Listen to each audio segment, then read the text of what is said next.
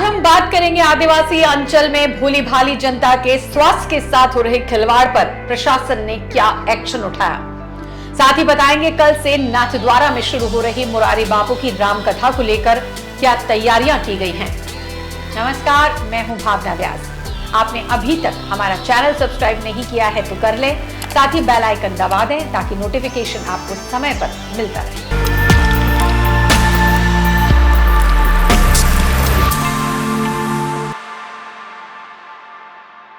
जिले के मेरपुर उप तहसील के देवला में लंबे समय से चल रहे अवैध हॉस्पिटल और मेडिकल का नायाब तहसीलदार चंदा कुंवर गोहिल ने टीम के साथ मौके पर पहुंचकर आकस्मिक निरीक्षण किया। इस दौरान कई सारी अनियमितताएं मिलने पर हॉस्पिटल व मेडिकल को सीज कर दिया गया।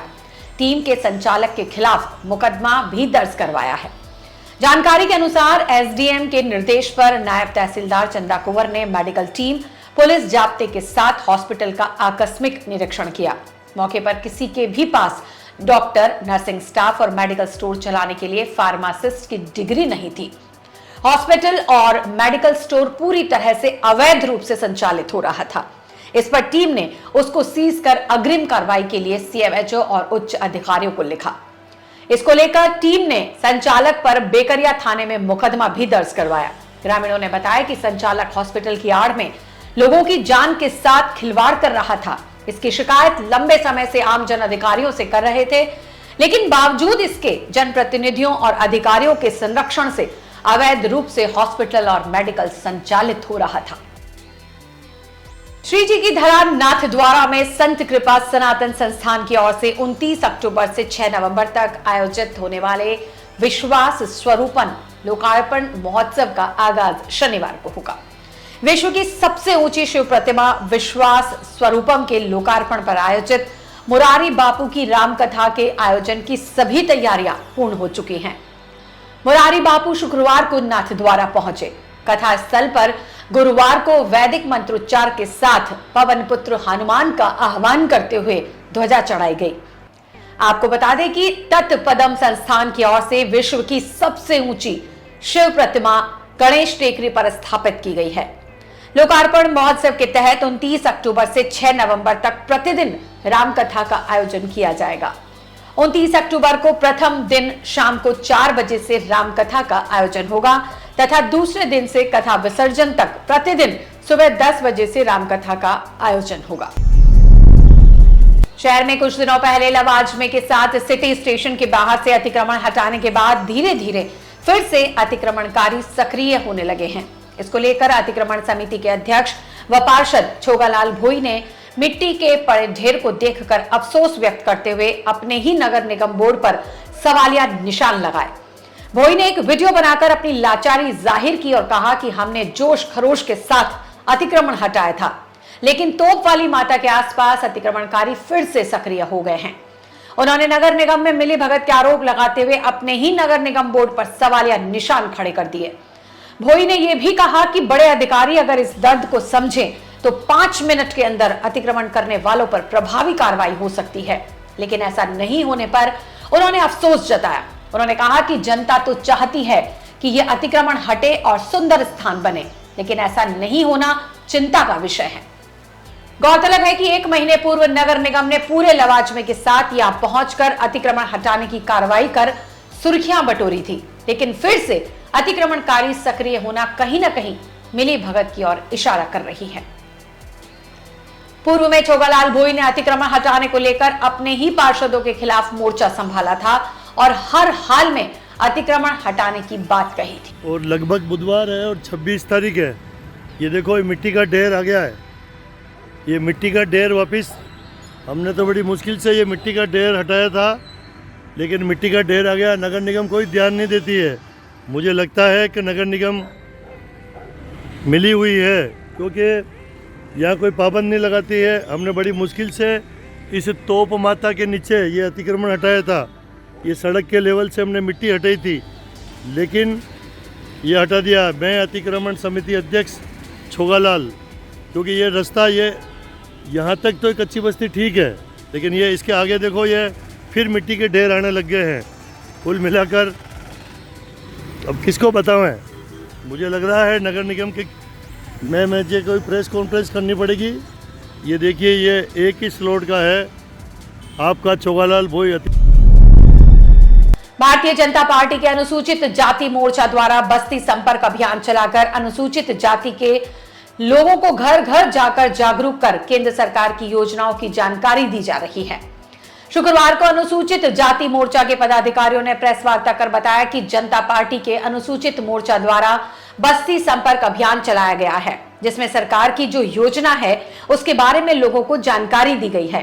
पदाधिकारियों ने कहा है कि अब अनुसूचित जाति के लोग किसी भी पार्टी से बरगलाने वाले नहीं हैं, क्योंकि केंद्र सरकार ने सभी तरह की योजनाओं का लाभ अनुसूचित जाति के लोगों को दिया है और यहां तक कि अब हर क्षेत्र में, शिक्षा के क्षेत्र में भी अनुसूचित जाति के लोगों ने अलख जगाई है। कलंदर चौहान, प्रदेश मंत्री, भारतीय जनता पार्टी एससी मोर्चा। आज जो हमारे शीर्ष नेतृत्व के माध्यम से जो प्रेस वार्ता हो रही है, उस प्रेस वार्ता के अंतर्गत आप सभी का स्वागत करता हूं और भारतीय जनता पार्टी के विचारों से एससी समुदाय को क्या क्या फ़ायदा होने वाला है, किस तरह से योजनाएं चल रही है। भारत सरकार की यशस्वी प्रधानमंत्री ने कम से कम 80 ऐसी योजनाएं इस पत्र के अंदर, जिसमें 70% 80% गरीब कल्याण की योजना है, उसको हमने घर घर तक पत्र के माध्यम पहुंचाया, स्टिकर के माध्यम से पहुंचाया।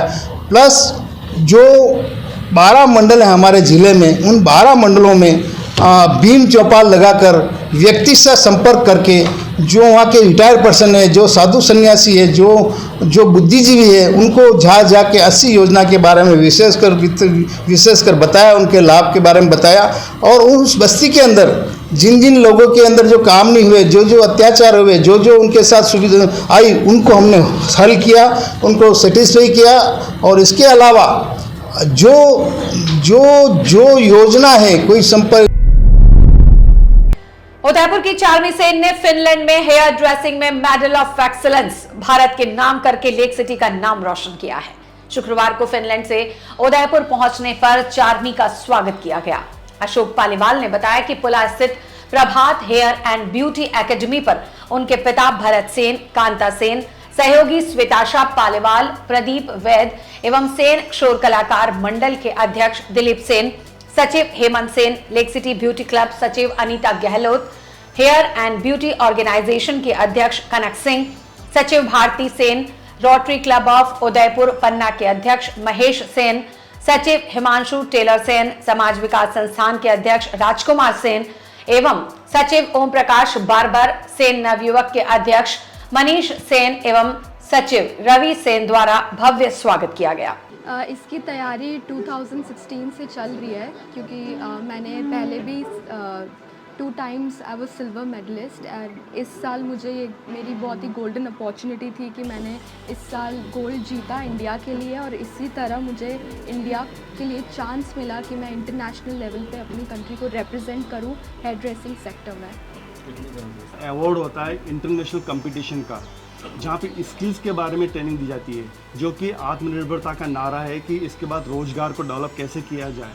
तो स्किल इंडिया में 2000 प्रदीप ने पहले जीता, उसके बाद 4वीं ने जीता है। तो बड़े प्राउड हो रहा है हमें कि उदयपुर शहर एक छोटा सा शहर है और यहाँ पर हेयर ड्रेसिंग की इतने बच्चे हमारे मनसा वाचा व्रत का उद्यापन बड़ी धूमधाम के साथ हुआ। रत्नेश्वर महादेव जी मंदिर बड़ी में मनसा वाचा व्रत का उद्यापन हुआ, जिसमें 350 के करीब महिला पुरुष युवाओं ने व्रत का उद्यापन किया।